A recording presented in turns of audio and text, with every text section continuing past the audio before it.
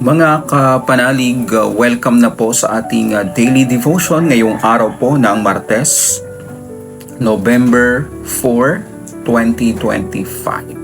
Ang ating pong tema sa ating pong daily devotion sa gitna ng bagyo at ang ating pong pagbabatayan sa oras na ito ay mula po sa aklat ni Marcos, Kabanata 4, talata 4 na po. At sinabi niya sa kanila, bakit kayo natatakot? Wala pa ba kayong pananampalataya? Panginoon, maraming salamat sa umagang ito na binuksan mo ang aming puso at isipan upang makapagnilay at magpasalamat sa iyong kadakilaan. Ito ang aming samudalangin sa tanging pangalan ni Jesus. Amen. Yan po mga kapatid sa pananampalataya.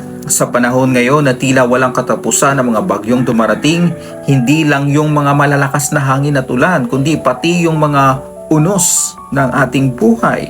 Kagaya ng problema sa pamilya, kawalan ng trabaho, karamdaman, at kawalang pag-asa. Pero tandaan natin, kahit anong lakas ng alon, hindi kailanman natutulog ang Diyos. Tulad ng mga alagad na natakot sa gitna ng bagyo, madalas ay nakakalimutan din natin kasama natin si Jesus sa bangka ng ating buhay. Kung si Jesus ay makapangyarihan, patatahimikin ang unos sa dagat, kaya rin niyang payapain ang unos ng ating buhay, ng ating puso. Kaya sa halip na matakot, piliin nating magtiwala sa kaniyang kapangyarihan. Ang bagyo ay dumarating para ipaalala sa atin na hindi natin hawak ang lahat. Ngunit may Diyos na may hawak ng lahat. Kasama na ang buhay natin. Minsan, kailangan mong maranasan ang bagyo para matutunang hindi lahat ng ulan ay para sirain ka. Minsan, ito ay para linisin ka. Kapatid, maraming salamat po.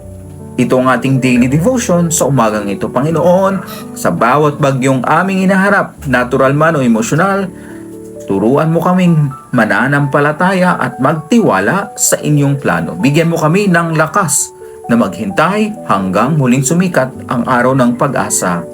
Amen. Kapatid, pagpalain ka ng Diyos, ibahagi mo nawa ang kanyang salita. Amen. Daily devotions, Word of God just for you, lifting hearts, making